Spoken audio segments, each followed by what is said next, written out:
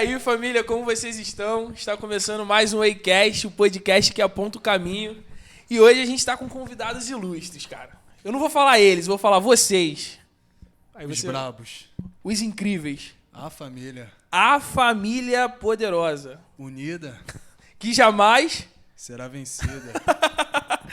É isso, gente. Hoje a gente está aqui com eles que lideram a igreja mais vibrante do Rio de Janeiro. Eles que pastoreiam a juventude mais inflamada. O The Way, cara. Eu amo essa juventude. A juventude mais inflamada de todo o hemisfério, a família Belloni. E aqui estamos com o Gabriel, nosso host.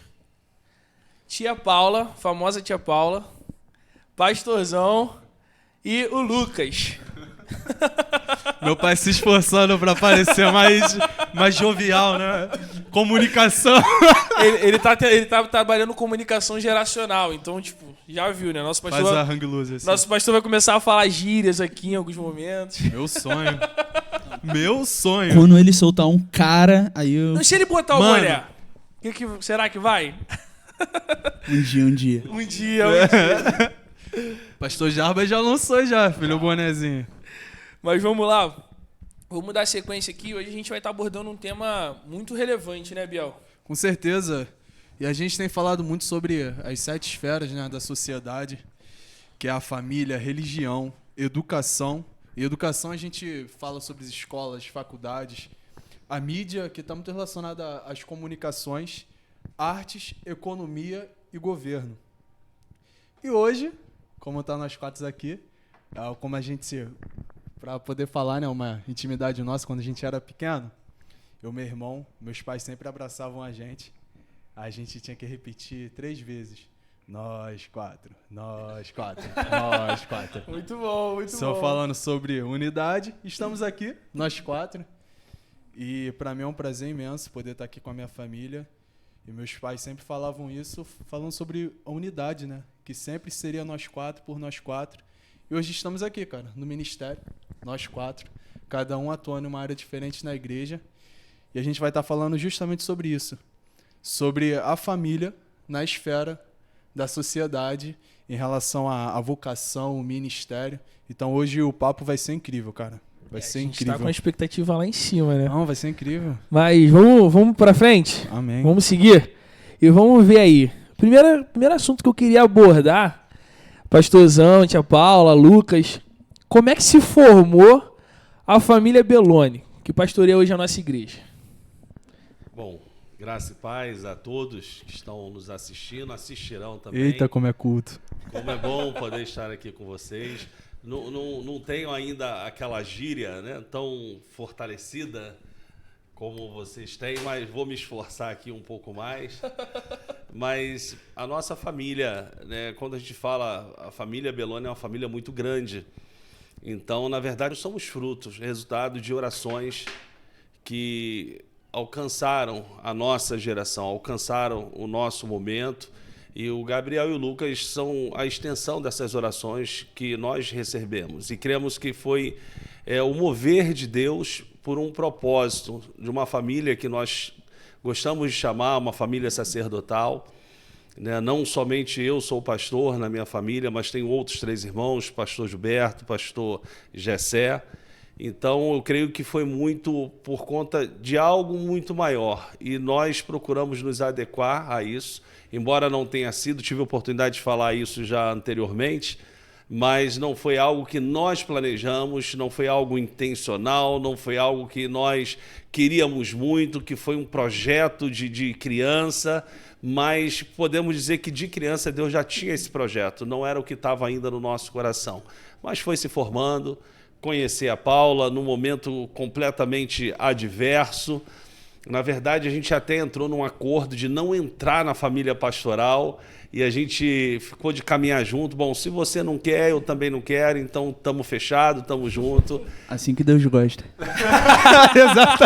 Ligou na terra, foi no céu ou não. Ah, nunca não, né? Nesse sentido, eu acredito que não chegou, né? No céu. Foi não algo quer completamente ainda. da terra, terreno, por uma renúncia que a gente não queria, de projetos pessoais, de sonhos pessoais, mas aprove a Deus que isso fosse selado e com o tempo a gente vai ter oportunidade de conversar mais um pouco. Deus foi selando isso em nossos corações e chegamos ao ministério pastoral, né? E a nossa família veio crescendo, se estabelecendo e se fortalecendo nisso também. Pô, conta um pouquinho aí como vocês se conheceram, onde foi que vocês se conheceram. Essa história é boa, essa eu gosto. Essa eu gosto. Eu vou deixar a Paula falar um pouquinho e ela pode trazer um pouco mais. Vai trazer o detalhe dela, né? pouco mais. Se bem que eu lembro bem também, né? Mas foi um momento muito marcante pra gente. Será que lembra mesmo? Não, ele lembra sim. Mas foi um momento muito importante das nossas vidas. Eu vim de uma família de uma origem que encaminhava pelo espiritismo, pelo catolicismo, mas não se firmava em nada. E aos 16 para 17 anos eu conheci Cristo, mas sem compromisso nenhum. E passado alguns anos eu conheci o Belloni no exército, viu a minha olhada pro nego, como eu gosto de chamar ele. Namore alguém ou case-se com alguém que te olha assim. Você viu? Viu aquele nego no quartel falando que pitelzinho é esse?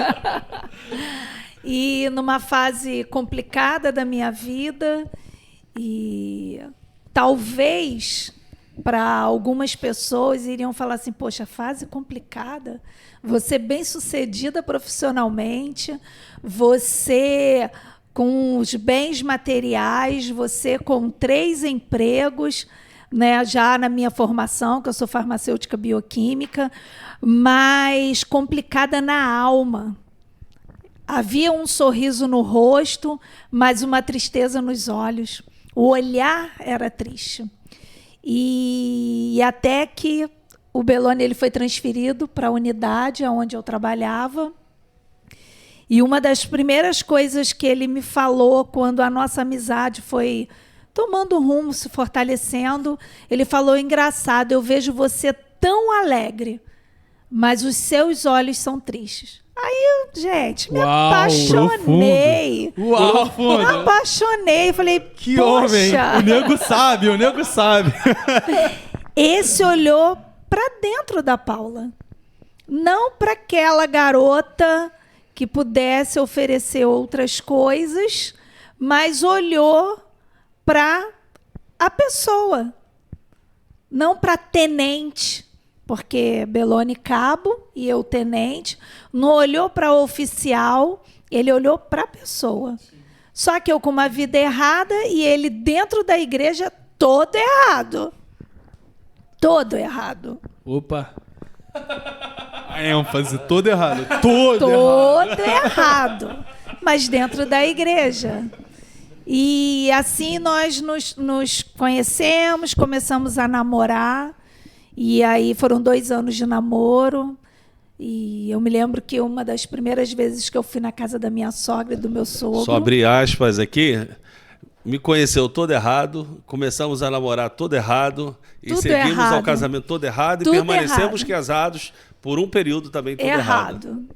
E eu me lembro que uma das primeiras vezes que eu fui à casa da minha sogra e do meu sogro, né, da dona Elzírio dos Seus Santos, minha sogra sempre muito carinhosa, chegou do meu lado, começou a conversar, e ela falou assim comigo, Jefferson já te falou que ele tem um chamado pastoral sobre a vida dele? Aí eu só olhei para ela, não respondi nada. Quando nós saímos de lá, eu falei para ele, que história é essa de ser pastor? Ele, minha mãe já falou sobre isso. Eu falei, você quer ser pastor? Ele, de jeito nenhum. Falei, bom, eu também não quero ser esposa de pastor, então está ótimo, porque se a gente vai seguir nesse namoro, nada de ministério pastoral. Pra ver como a concordância é algo importante. Até no erro, os dois têm que concordar. Cara, o Lucas... Ele sempre tem esses comentários. Hoje o bom é que hoje ele vai poder ser ele. Então, tipo, vocês vão ver o outro... Concordância, rapaziada. Concordância. Mas e isso é importante, que existem casais que realmente se fecham na família para as coisas erradas. Entram em acordo para fazer errado.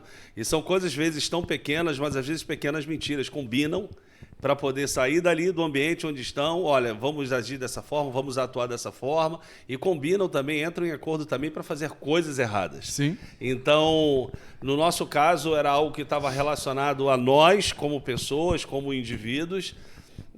Não iria ferir outra pessoa, outras pessoas, mas era algo que estava completamente errado na nossa posição diante de Deus. Então as pessoas acham, não tem nada a ver, uma mentirinha, uma situação, mas isso fere o princípio, né? Fere aquilo que Deus intenciona para a gente.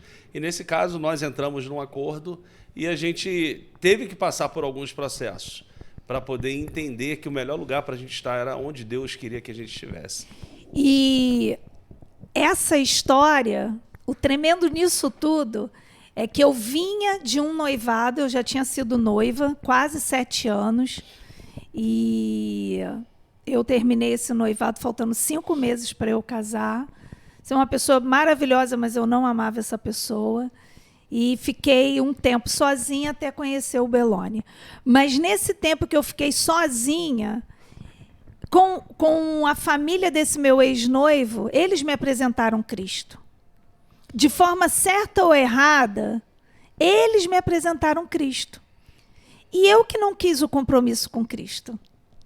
E antes de conhecer o Belloni, eu me lembro que eu estava numa festa, na Barra, e todo mundo feliz naquela festa, e eu com um vazio na minha alma tremendo. Estava num lugar que talvez todo mundo quisesse estar. A festa top da top, eu estava lá. Mas eu não estava feliz. Então eu saí de lá, peguei o meu carro, parei na praia ali no PP, 3 e pouca da manhã, sentei lá na areia e fiquei lembrando daquele Deus que eu ouvia falar na igreja que eu ia, com a família do meu ex-noivo, que era uma igreja presbiteriana. E naquele dia eu falei, Deus, o Senhor existe mesmo? Então eu vou te fazer um pedido. Eu estou com um vazio na minha alma, eu tenho uma tristeza. Então eu vou te pedir, eu quero amar alguém de verdade. E eu quero que seja o meu esposo. Eu não quero estar com ninguém mais, a não ser que seja para eu namorar e casar. Mesmo eu com a vida toda errada, feminista como era, eu nem entendi por que eu fiz aquele pedido a Deus, olhando para o mar, que eu acho o mar a coisa linda, e esqueci que eu tinha feito esse pedido, que na verdade foi uma oração. E depois de um tempo eu estava conhecendo o Belloni. E aí fez todo sentido olhar para ela e perguntar. Eu olho para você, vejo você por um lado, por outro, sempre sorridente, feliz, mas na verdade nos seus olhos me mostram outra coisa. Eu vejo uma tristeza no fundo da sua alma, né? Não exatamente com essas palavras, mas me revelam tristeza. E aí eu acho que nesse momento ela associou, pensou, né? E aí foi um momento em que foi selando ali, né? A gente passou a ter a oportunidade de conhecer mais um outro. Isso no quartel, né? Como ela disse, é o cabo, e ela era oficial, e isso teve um desdobramento interno que não foi muito bacana, né, na unidade. Algumas pessoas começaram a ver de uma forma ruim, de uma forma negativa, e pessoas até que eram amigas, né, de certa forma, que eu tinha um bom relacionamento, começou a ver de uma outra maneira. Isso trouxe alguns problemas até para a gente dentro da própria unidade. Mas logo depois a Paula saiu, ela ficou um tempo e nós nos casamos, né, graças a Deus, e seguimos a nossa jornada. Nessa parte aí que foi todo errado, como é que foi para vocês estar nesse momento e Deus com vocês nisso? Vocês se sentiram chamados por Deus a todo momento? Como é que foi essa experiência? Quando vocês já estavam juntos, né? Mas como vocês falaram que estava tudo errado, como é que foi essa experiência de Deus chamando vocês, Deus falando com vocês? Mesmo assim, vocês continuaram... Sim, na verdade, a gente queria viver para a gente. A gente queria viver uma vida que nós idealizamos, estabilizado financeiramente. A gente não tinha problema financeiro, de ter o que a gente queria, de poder sair, viajar, isso tudo a gente tinha. mas era algo que estava muito superficial, porque não tinha, né, na verdade, consolidado em nós um propósito maior. E isso começou com o tempo a aparecer na nossa relação e um distanciamento, mesmo eu amando a Paula e ela sempre afirmando também que ela também me amava, mas foi tendo um afastamento, né? Porque não tinha um propósito. O propósito estava muito para algo superficial. E a gente, nesse processo, até os 4 primeiros anos do nosso casamento, isso ficou muito turbulento, ao ponto até da gente conversar, falar em se separar, mesmo tendo plena consciência que não era o correto, que não era o que Deus queria, mesmo eu tendo a referência, né, desde a minha criação, e a gente resolveu investir, se dedicar um pouco mais. E foi nesse período também que a Paula perdeu a mãe dela e começou todo um processo na nossa vida. A gente morava no mesmo espaço com os pais da Paula. Na verdade, assim, eram 2 casas independentes, porém a gente morava embaixo e os pais em cima. E isso, de alguma maneira, limitava o nosso crescimento, né, como casal. Então, quando a mãe da Paula veio a falecer, nós saímos de onde estávamos, fomos morar em outro lugar, e ali nós começamos a ter um crescimento. Então, tivemos a oportunidade de conhecer, os meus pais foram um canal de bênçãos, insistindo para a gente participar de um encontro de casais.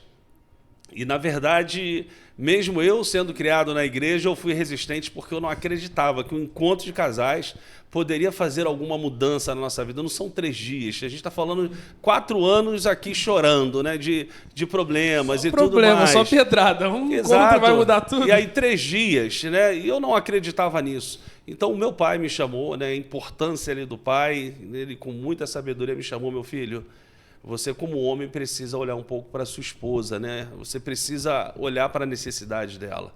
Talvez você não veja isso como algo importante, mas isso é importante. Olha o momento que ela está vivendo, ela perdeu a mãe dela. Então faça isso por ela. E aquilo marcou, que eu queria o bem da Paula, eu amava a Paula. Mas a gente vai ficando tão distante que começa a cada um olhar para si, né? As suas necessidades. E ali caiu a ficha. E a gente resolveu ir para esse encontro. E esse encontro foi um pontapé inicial, assim, de algo que Deus mostrou para a gente, assim: é possível vocês viverem. Tanta coisa que a gente pôde vivenciar, e Deus colocou pessoas que foram importantes na nossa caminhada, pessoas que andaram ao nosso lado, pessoas que caminharam com a gente, pessoas que nos incentivaram, e isso deu a gente um norte de que aquilo poderia mudar. Até que nós chegamos mais à frente no curso Casados para Sempre, que posteriormente nos tornamos líderes nesse ministério, depois como treinadores, e tivemos oportunidade em vários lugares para poder fazer implantação desse ministério por algo que Deus mostrou a nós. Então chegou num determinado momento que foi um divisor de águas, onde nós recebemos de Deus um direcionamento muito específico, né, quanto a estar completamente nu um com o outro, não só fisicamente, mas também não só de corpo, mas também de alma e de espírito. A gente entendeu que Deus queria ali uma transparência. E existia algo que eu falava muito quando a gente compartilhava e testemunhava, é aquela caixinha preta, né, que uma aeronave, quando ela cai, as maiores, sempre se procura muito, né? O objeto que mais se procura é a caixinha preta, porque na caixinha preta ela revela ali o segredo, o que aconteceu, qual foi a causa. Então a gente tinha essa caixinha preta. E Deus fala assim: eu quero vocês completamente despidos uns com os outros. E a gente teve que abrir a caixinha preta, né, aquilo que estava trancado, e mostrar um para o outro. E ali Deus começou a tratar, a trabalhar. E a gente pôde perceber que Deus, ele deseja isso, que é essa transparência. Porque o inimigo não poderia usar nada que a gente tivesse feito ou errado, acusação, para poder comprometer ou envergonhar, constranger a gente futuramente. Então foi necessário que isso acontecesse, da gente revelar um ao outro, ser transparente um com o outro, contar coisas talvez que jamais pensaríamos que deveríamos contar um para o outro, mas Deus trouxe isso à tona, porque Ele queria tratar, cuidar, e a partir dali a gente entendeu que foi o ministério que Deus estava consolidando na nossa vida. E a própria Bíblia fala, né, para trazer tudo para a luz. Exatamente. Eu posso até definir Provérbios, né, que 28:13, que fala assim: aquele que oculta as suas transgressões jamais prosperará, mas aquele que confessa e deixa, esse alcança a misericórdia. Então, o fato de você ocultar, né, aquele que oculta as suas transgressões, ou seja, isso já é um fator que impede. Mas existe um porém, e é isso que se torna tão relevante. Algumas pessoas entendem assim: não, foi lançado no mar do esquecimento. E isso é Já confessei para Deus. Já confessei para Deus e tudo mais. E a gente passou por muitos casais depois e a gente entendeu isso. Por que Deus tratou aquilo com a gente? Minha esposa, não preciso falar isso para ela. Não precisa, mas se vier à tona. Isso aconteceu lá atrás, eu não era nem crente. Mas se acontecer hoje, se for revelado, será que ela vai ficar frustrada? Será que ela vai ficar triste? Será que ela vai entender? Não, foi coisa lá de trás. Ou será que ela vai se sentir ainda hoje, né, agredida, né, vai se sentir hoje traída? Então são muitas coisas que se tornam necessárias. Passar, revelar, trazer à tona para que Deus possa tratar, curar. E ali começou, foi bem o início do nosso ministério, começando a trabalhar com casais e depois Deus foi consolidando isso através do ministério pastoral. O que eu acho mais interessante, aí eles passaram por tudo isso, só que ainda assim o senhor ainda ficou meio resistente em relação a fazer o seminário. Antes a minha mãe, que não queria que ele fizesse, agora começou a ser a maior incentivadora do meu pai. Não, você vai fazer assim. Não, Deus está te chamando. Eu queria até que a senhora falasse sobre isso. Com a experiência, né, da morte da minha mãe, Deus me fez olhar toda a minha vida. É como se Deus abrisse uma visão mesmo. Um filme passou em poucos segundos.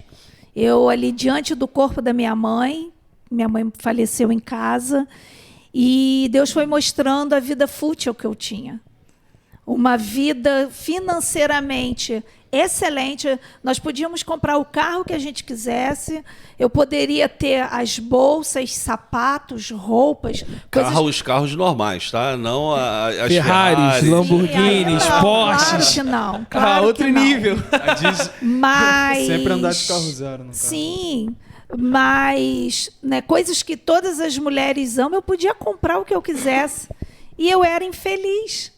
E Deus, ele foi mostrando que aquilo tudo era futilidade. O que ele tinha para mim era muito maior, muito melhor. E tinha a ver com o propósito dentro da minha casa, da minha família. Então, uma das primeiras coisas que Deus foi trabalhando comigo foi o abrir mão de ser uma feminista, mostrando que eu sou filha amada e que ele tinha um propósito tremendo para a minha vida. Só que ele ainda é muito resistente.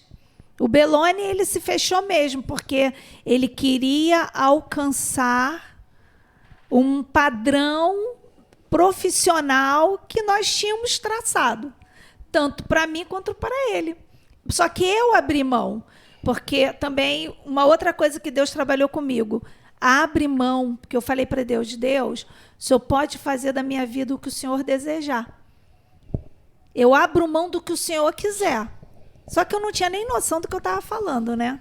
E a primeira coisa... Essas orações são perigosas. Orações perigosas. Sim. Essa está na lista. E aí Deus pede o que é mais importante para você. E naquele momento, o que era mais importante para mim era a minha vida profissional.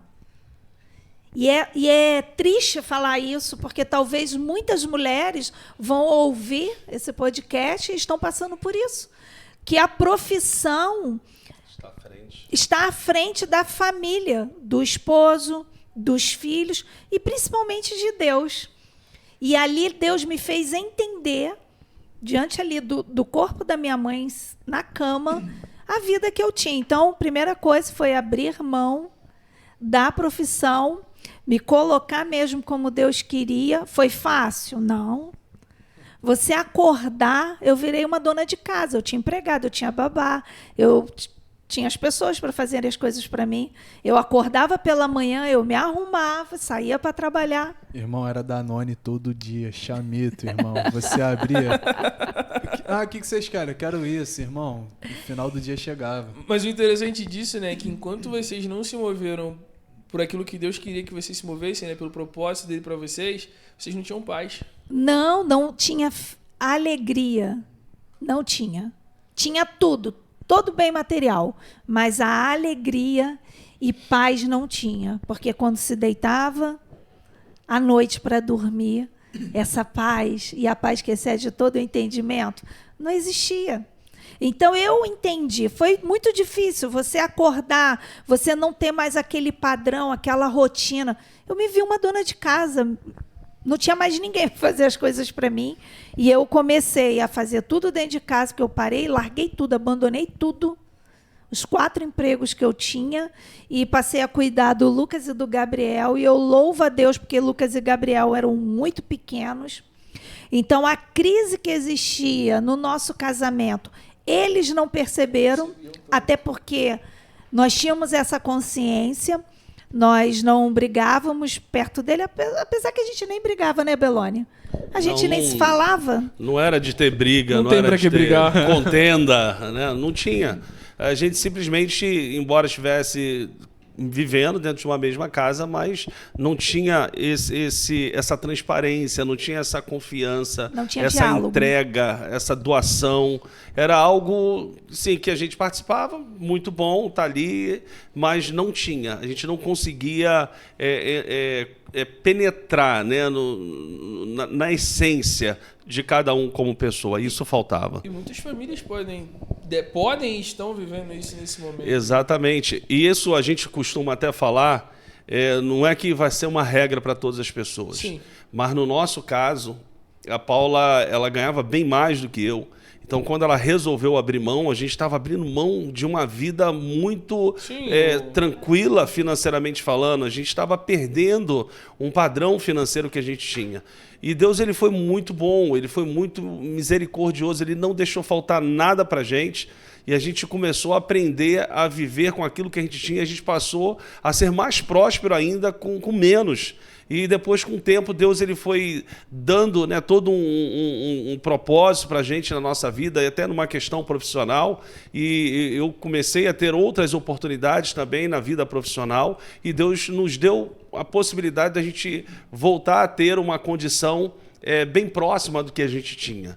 Né? Mas era algo que Deus, ele tinha colocado. E quando a gente começou a abrir mão, e a Paula entendeu isso, de abrir mão do trabalho, e começou, por outro lado, eu perceber essa iniciativa dela abrir mão, dela se doar, e eu falei, pô, ela abriu mão do que era mais importante para ela, e começou a gerar em mim, eu falei, eu tenho que fazer alguma coisa também para ver esse relacionamento dar certo. Então, começou essa troca, ela acontecer, de querer investir para que o relacionamento pudesse contribuir para que esse relacionamento pudesse dar certo. E uma coisa que eu, de experiência com o Espírito Santo ele começou a inundar o meu coração com contentamento e gratidão. O contentamento e a gratidão, eles caminham juntos. Não tem como a pessoa falar que é grata se ela não tem contentamento. Ué, então você não sonha? Sonho. Mas eu comecei a ser feliz com aquilo que eu tinha. Satisfeita de ter os meus filhos, eu poder... Uma coisa que é tão simples, mas é tão importante. Você estar nas reuniões do colégio do seu filho, saber o conteúdo que ele está estudando, poder acompanhar Era tudo. muito importante mesmo, porque o tanto que o Gabriel fazia besteira, tinha que estar lá mesmo. Cara, tu lembra daquela reunião nos Cordeirinhos? Que as mães queriam saber quem era o tal de Gabriel Belloni, que era o líder da matilha. As mães chegaram no colégio, irmão, revoltadas, Líder cara, da querendo me matilha. lixar, irmão. Na moral, cara. Que esse tal de Gabriel Belloni, que ele tá achando que é. E minha mãe lá na reunião, tendo que eu vi tudo. E como é que foi a formação de vocês dentro disso? Como é que foi pra vocês essa experiência? Assim, Fala aí, Lucão. Deixa o na Lucão falar com o mais verdade, velho. você- Não, você Se é o quiser mais começar a velho. falar, Você pode deve falar, ter problema não. experienciado muito mais. Não. Embora a diferença de idade seja pouca, né? Mas, cara, assim, a gente era pequeno, né? Então muita coisa acontecia e a gente só queria saber de ter o Danone. brinquedo lá E no pra gente McDonald's. brincar. Então, mas embora chegou uma certa época onde meus pais já começavam a frequentar mais a igreja, então desde pequeno a gente se tornou rato de igreja. Rato.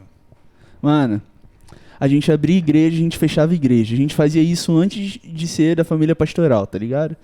Então, direto, todo domingo, a gente era os últimos a sair. A gente saía fedendo, porque a gente ficava correndo no estacionamento, quebrando o A retrovisor. Carla falou que vocês fediam pra caramba. Mano, e o pior de tudo, ou o melhor pra gente, né? O estacionamento lá da igreja de Bangu na época era de terra. Aí chovia. Aí, ficava meu, uma aquela maravilha. lama. Cara, que maravilha, cara. A gente corria, a gente escorregava, a gente ficava se jogando na lama. Fazia cara. anjinho de lama, Cara, não era tem neve, muito tem bom, lama. Cara, era muito bom, a gente aproveitou muito. Então isso tudo fez a gente crescer, sabe? Esse envolvimento na igreja, se hoje eu e meu irmão, a gente tá aqui na igreja trabalhando, fazendo um monte de coisa, é porque desde pequeno foi algo que foi ensinado pra gente. Quando a gente era menor ainda, e os meus pais, eles participavam dos cursos, trabalhavam, tudo, chegava a época de curso de casais, final de semana, a gente ter que ir pro CIEP junto, arrumar as coisas, tá ligado? Não pode entrar aqui na sala, não pode, Não pode vocês ver. não podem ver. E tal, vai pra lá, vai Hoje pra eu cá. nem lembro de nada, mas eu não podia ver, tá ligado? Toma a vassoura, vai lavar banheiro. Começamos depois a trabalhar com encontros de casais e eles começaram também a ter um papel ativo, né? Sim. Desde de bem novos, porque os casais tinham os filhos. Isso é muito bom. E Porque eles- muitas pessoas travam a sua vida por causa dos filhos. Não, de maneira nenhuma. ruim. Filho, eles nunca foram um impedimento. Né? Não são. A gente tinha uma cobertura da nossa família e pessoas muito próximas da gente. Então, nesse relacionamento da igreja, eles aprenderam a ser sociáveis, né? Então eles se relacionavam com todo mundo, eles brincavam, né? Eu me lembro que eles tinham uma brincadeira que parecia uma gangue, na verdade, né? Eram filhos dos meus amigos que eu fui criado na igreja. Então, quando eles falavam da família, eles diziam que eles eram uma única família e iam repetindo: eu sou o Lucas Belloni Moreira. Aí falava o sobrenome dele e os outros iam falando, todo mundo repetindo o mesmo sobrenome, como se fossem todos de uma mesma família. E era muito bacana isso.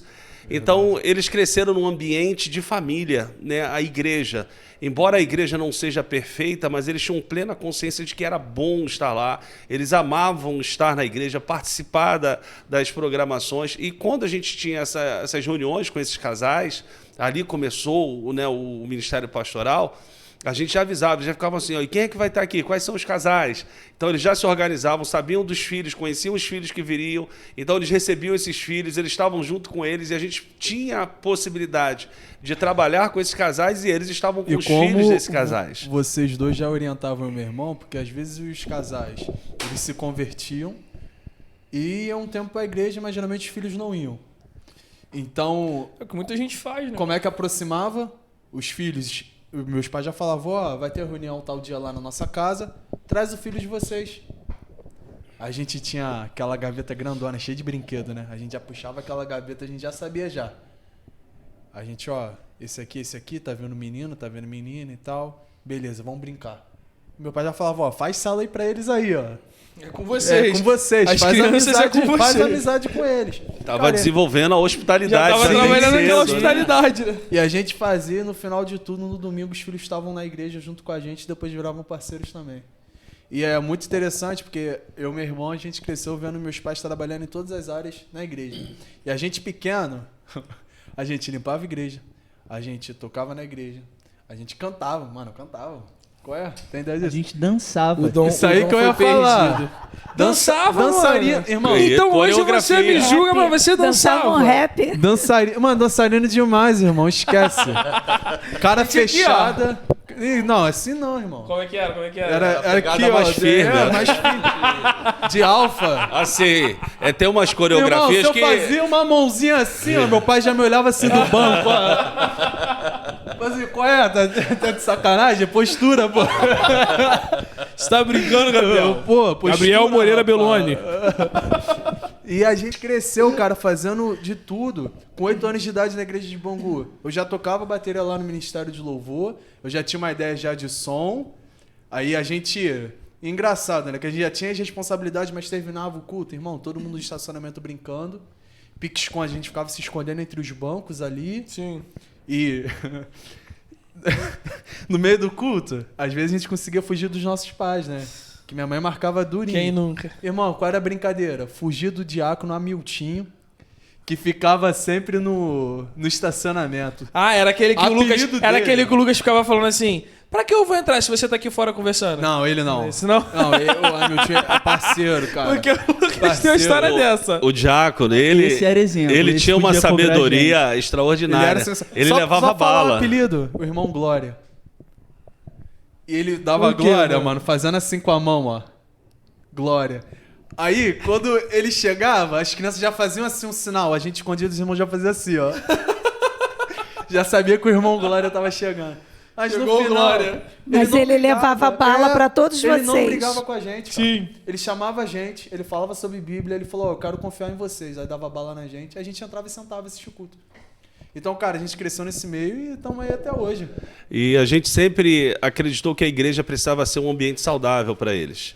Então, ir para a igreja nunca diversão. foi um problema. Nunca foi uma dificuldade. Eles Isso sempre foi uma- amaram estar na igreja. Isso foi uma construção que primeiro Deus trabalhou em vocês, né? Sim, Vocês eu não fui queriam- criado nesse ambiente também. Sim. Vocês não queriam tanto isso, mas depois, quando Deus foi trabalhando, vocês foram até já trazendo, inculcando isso neles, né? E eu acho que foi muito certeiro nessa educação minha e do Gabriel, é que os meus pais nunca privaram a gente de fazer as coisas por causa da igreja. Sim. Eles falavam assim, poxa, vocês querem ir pra rua? Pode ir ficar até a hora que vocês quiserem, mas tem que estar aqui pra ir pra igreja. Tu quer ir pra festa sábado à noite? Pode Vai. voltar a hora que você quiser, mas tem que estar lá pra beber. Hora que quiser, não. Hora É que porque- quiser pra você. É, porque, desculpa, é porque eles Porque confiavam pra em mim. mim, não. Assim, Não, na você- verdade. Irmão, meu irmão chegava 2 horas da manhã. Não, mas festa tranquila. Meu irmão chegava 2 horas. Eu tinha que estar 10h30 em casa. Eu ficava revoltado. cara, você é o mais novo. É porque quando era uma festa em que a gente sabia que Quem tinha os era? amigos, que eles estavam, não tinha problema. Então, quando o eu falo Gabriel amigos, queria ir lá. festa de irmãos da igreja, aniversário de 15 anos, que às vezes termina tarde. Então não tinha problema. Agora, quando era do amiguinho da rua, que a gente não sabia o ambiente, aí não, aí tem que voltar. E o Lucas, normalmente, a maior parte dos amigos do Lucas eram o pessoal da igreja, né? Era o pessoal da igreja. O Gabriel ele já teve mais amigos fora da igreja. Então, pro Gabriel, a gente tinha que Carnal. marcar Filho de um pastor pouco mais raiz, junto, né? Igual tu falou no último podcast, Filho de pastor raiz, eu não sou Nutella. né? A Entendi. Parábola do Sabe filho que ele fez uma pródigo. referência pra você no Eu último assisti o podcast, né? Você eu tô viu? ligado disso. A história a parábola do filho pródigo, irmão. Tem que ter o que tá dentro, tem que ter o que tá fora, quebra a cara e volta. É, segue. tem gente que serve pra ser ou melhor, tem exemplos de tudo, até porque não ser. Então, Exatamente. Ele é o exemplo do que não fazer como filho de pastor. Não, mas isso é muito bom, pastorzão, porque até mesmo pra vocês, porque a gente vê muita diferença, cara. Tipo, se a gente for olhar pra algumas famílias hoje, não, eu não vou por causa dos meus filhos. Não, meus filhos... Vamos aprofundar mais isso aí, né? Não, ele tá tão cansado, estudou a semana inteira. Deixa Cara, ele domingo que raiva. de manhã dormir. Não, eu vou contar. Mas isso é muito real, porque Eu, tipo, meu irmão, a gente precisa a gente trazer essa fazia- realidade dos céus. Sabe aqueles filhos, mano, que vai pro colégio e volta, aí à tarde tem curso de música. Aí tem curso aula de natação. Aí de noite luta, aí o Lucas fazia natação, fazia jiu-jitsu. Eu imagino. Tá ligado? Aí, beleza. Chegava sábado à noite, meu irmão, a gente brincava. Entrava 1h da manhã, cansado, correndo. Meu Deus. Mano, cansadaço, correndo no condomínio, entrando no mato, saindo por trás da casa dos outros e vai. Cara, chegava domingo de manhã, 8 horas da manhã. Eu não queria acordar. Eu e meu irmão, a gente não queria acordar. O que meu pai fazia? Puxava a gente, cara, arrastando até a porta do banheiro. Aí, você que é pai, ó, tá aí uma dica valiosa. Deixa eu só fazer aqui uma construção, né? Porque podem olhar aqui e falar, pô, esse pastor era um carrasco, né? Primeiro, né? A gente ainda amor, estava pô. numa construção com eles. Então, assim, a gente dava liberdade para eles brincarem. Mas o Gabriel, a gente tinha que ter um jeito muito carinhoso de Não, lidar com com certeza. ele. Até hoje, porque é ele que atrasa os rolês. Até hoje. isso Então, aí. assim, Mudou, não. não era uma coisa, deixa claro, de agressividade. Não era agressivo, não. Não era agressividade. Então, ele ficava enrolando na cama, né? Enrolando não para que não levantar. aconteça até hoje. Pô, mas- dormir é meu hobby, cara. Então, eu tinha que, de uma maneira muito carinhosa, puxá-lo, né? E levar até o banho, né? E às Totalmente vezes ele vinha carinhosa. se agarrando no colchão, né? E vinha com o colchão e tudo. Aí ele parava para tomar o banho para a gente poder caminhar. Mas aquilo era uma preguiça. de levantar. Não era porque ele não queria vir para a igreja. sim. Então era a questão de querer mesmo, de ter que levantar, tomar banho, Até porque queria quando fazer no chegava na tempo igreja dele. já era. Não, aí quando chegava aqui para ir embora, É, isso aí. para ir embora era difícil. Mas uma coisa importante também nessa construção é que nós sempre apresentamos a igreja como o melhor lugar do mundo para eles estarem depois do nosso lar, depois da nossa casa. Então, nós blindávamos mesmo os nossos filhos de não estar falando mal da liderança da igreja na frente deles. Nunca vi meus pais falando mal, cara, de liderança. Falando Outro mal ponto. de pastor na frente dos nossos E o filhos. interessante disso não é que os meus pais ensinavam pra gente que a igreja era perfeita. A gente tinha completa ciência que a igreja tinha os erros, as pessoas erravam. Mas... Você vê isso muito claramente, né, meu amigo? É, Não, tinha irmão que a gente faz já parte. olhava assim, então isso aí que é o fulano, né? faz É o parte. fulano, Mas Deus tá mesmo, vendo. mas mesmo a gente sabendo de tudo isso, ainda assim, ensinavam pra gente que Honrar. mesmo com os erros, tem que estar lá, é Mas bom. não só isso. Meus pais sempre falaram, filhos, se vocês estão vendo que tem problema na igreja, vocês têm duas opções. Ou deixar o problema rolar, ou vocês se tornarem referência e solucionar os problemas. Claro que o meu irmão a gente sempre procurou fazer. E a maioria procura o A caminho gente contrário, sempre, né? a gente é mais sempre fácil procurou deixar os reclamar. problemas rolar. Fale por Aí você. ele é muito sujo, cara. Já muito falei sujo. que ele é muito sujo. Ele é muito sujo. Mas isso é muito legal da gente trazer essa construção pro pessoal, né? Porque às vezes as pessoas elas querem, eu quero a solução do problema da minha família, eu quero ser referência da minha família, eu quero que a minha família ame Jesus e ame a igreja. Mas quando chega em casa, esse cara é o primeiro a meter malho no pastor, no líder dele, na irmãozinha A, na A irmãzinha criança B. cresce ouvindo seus pais falando mal da liderança do pastor. Você acha que essa criança, quando se torna um pré-adolescente, um adolescente, vai querer estar na A igreja? última coisa que ela vai querer. Eu vou estar na igreja pra quê? Pra quê? Isso Porque é o muito real. pastor tem esse problema, a liderança tem aquele, é um mau caráter, é isso. E é o que acontece. Há alguns anos atrás, num site da Metodista Wesleyana, tinha um texto muito, muito legal, que era o almoço em família. E aí, nesse almoço em família, tinha os pratos. O prato de entrada, o prato principal, e o texto ele vinha e falava que, como entrada, era um diácono, um ensopadinho. Muito bom. O prato principal era o pastor assado, eu não me lembro a ordem, mas era mais ou menos isso. Sim. E a sobremesa, o líder do Ministério de Louvor, vou dar o exemplo assim. Sim. Então, narrava, e um bom exemplo para o que acontece até hoje. É algo que a gente ensina muito aqui na igreja. A igreja aqui é perfeita? Não. Beloni, como pastor, é perfeito? Claro que não. Mas se não está satisfeito, nós damos essa liberdade de chegar e conversar com a gente. É o princípio Mas básico. não fique falando mal dentro do seu lar, principalmente para os seus filhos. E alguns pais, os filhos talvez não estejam aqui hoje e não entendem o porquê. Ou sabem o porquê. E agora vai dar um trabalho, porque vai ter que ir lá resgatar o filho e consertar. Isso Aí, também. imagina o paradoxo nisso, né? Você ouviu a vida inteira os seus pais falando do pastor, que o pastor não faz isso, aquilo, o líder tal. Aí agora, pastor, eu estou precisando da sua ajuda em relação ao meu filho. Qual credibilidade, às vezes, que é gerada? Nenhuma. E o pastor é essa referência para a criança, principalmente em relação à igreja, E né? só um ponto também, né, pra gente poder também deixar claro, o pessoal que tá assistindo, tipo, não é que você vai fechar os olhos pro problema, você tá vendo o pastor fazer besteira e sabe, algo muito absurdo, não é isso. Mas é tomar uma postura de, ao invés de só o fofoqueiro, o falador, você ir ali e como cristão, Vai direto no resolver, pastor e fala. resolver o problema. Pastor, eu não estou entendendo isso. Pastor, eu não estou satisfeito Essa é a postura com aquilo. bíblica certa. Sim, e o que gerou no coração do Lucas e do Gabriel? Nós sempre ensinamos eles a honrarem os pastores e a amarem os nossos pastores. No entanto, que assim, os pastores que passaram pela vida deles, eles pequenos, a gente ali na Metodista Wesleyana em Bangu, o pastor Hamilton,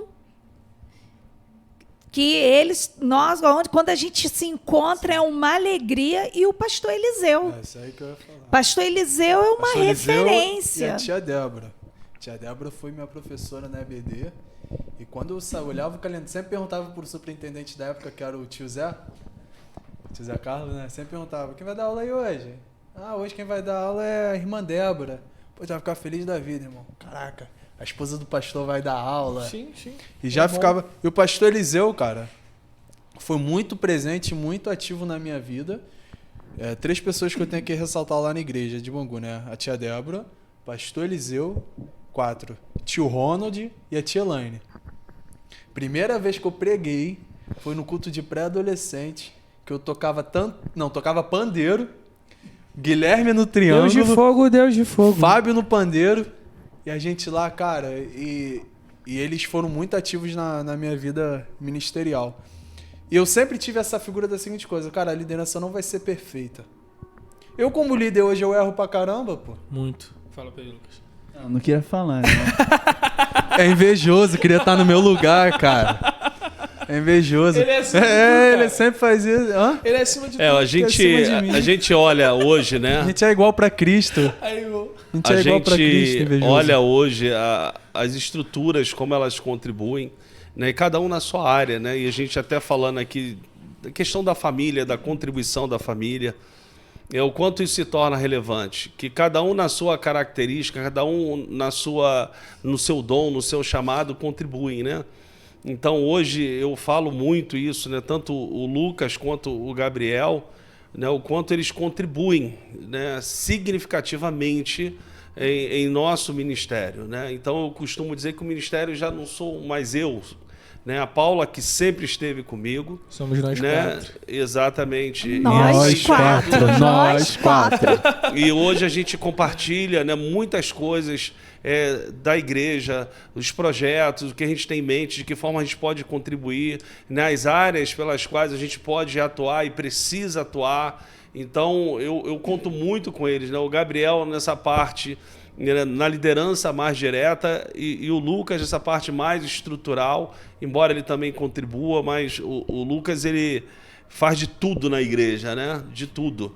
Então, são pessoas muito ativas, né, e importantes na nossa caminhada no ministério. Então, hoje, se a gente tem conseguido caminhar e ter êxito em muitas frentes, é porque não é só o pastor, mas a família, né? Junto com a Paula, os meus filhos são muito ativos. E vale ressaltar que meu pai, cara, ele nunca foi, assim, egoísta em relação tanto a mim quanto ao meu irmão. Meu pai, ele sempre deu liberdade pra gente.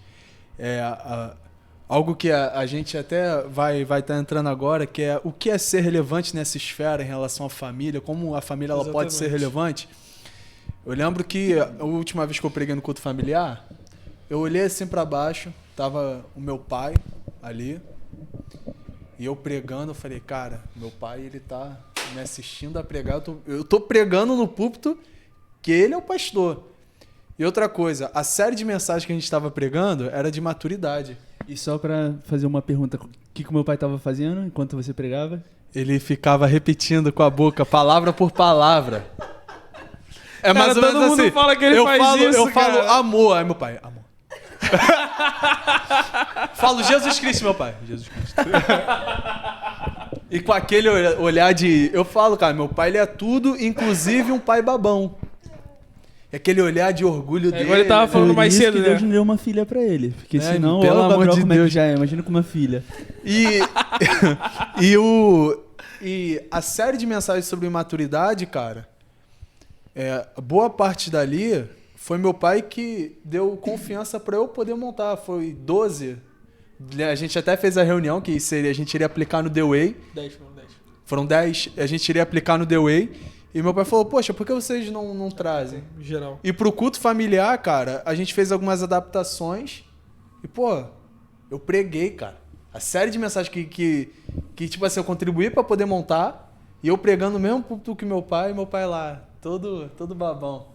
Então, ser relevante, cara, é justamente uma família unida. Uma família que entende que prioridade tem que ser primeiramente o reino. Depois a nossa família e depois a igreja. Porque algo que a gente pode até entrar, na minha época de que eu tava com a cabeça virada, revoltado, né? Cara, eu tava fazendo a nossa casa virar um inferno. A ponto do meu pai virar pra mim e falar: o ideal é que eu seja pai e amigo. Mas se pra você virar um homem de verdade lá na frente eu tiver que só ser seu pai, você pode ter certeza, eu só vou ser seu pai. Infelizmente eu posso não ser seu amigo, mas eu vou te educar pra você ser um homem. E eu lembro que meu pai falou isso aí pra mim chorando assim, eu sentado assim na mesa, eu falei: caraca, mano. O sacrifício do pai, e minha mãe ali atrás do meu pai ali. E esse período eu fazia uma oração. Na verdade, eu fiz uma oração. Porque o Gabriel, ele começou a fazer as escolhas, né, lá com seus 15 anos. Como assim? A gente começou a perceber. Gabriel, eu falava: Belone, Gabriel tá estranho. E eu seguia mesmo. Atrás da árvore, atrás dos carros, não pegava nada. Mas Deus não nos deixa enganado, porque quando a nossa família, para o propósito e para a glória de Deus, Deus não deixa enganado, né? Só abrir um parêntese. Deixa eu só abrir um parêntese. Uma vez minha mãe virou pra mim e falou assim: Gabriel, não faz isso. Aí eu virei: não, mãe, fica tranquilo, vou fazer não, tá tranquilão. Sou um filho obediente. Eu te amo e eu não vou fazer. Cara, Mentiroso! chega no dia seguinte, eu fiz no mesmo dia. Chega no dia seguinte, minha mãe: pô, eu sonhei que você tava em tal lugar com tal pessoa, debaixo de tal lugar, e tinha uma calha assim, assim, assado, do lado de tal árvore, o portão era dessa cor, tal. Mãe crente, né, mano? Você fez tal coisa? Aí eu falei: pô, nem tem como, Espírito Santo, pô. Nem pra dar uma segurada, né? Nem pra... Tá um fofoqueiro, meu amigo. E nessa época, né, eu acho engraçado que muitos pais tentam...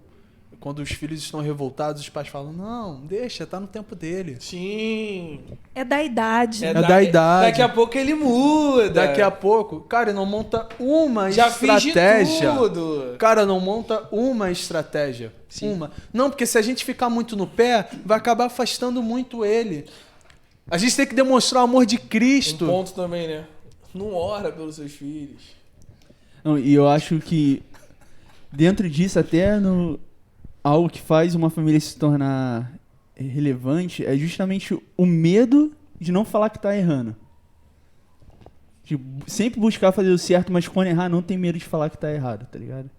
E eu acho que isso é algo absurdo, porque você ensina a ser exemplo. Sim. Porque quem é exemplo não mostra só os acertos, né? Também mostra os erros. E para as pessoas, né? Para as famílias, por exemplo, vamos supor, um garoto ou uma garota, sei lá, um pai, alguém, né, da família que conheceu a Jesus, mas a família não conheceu.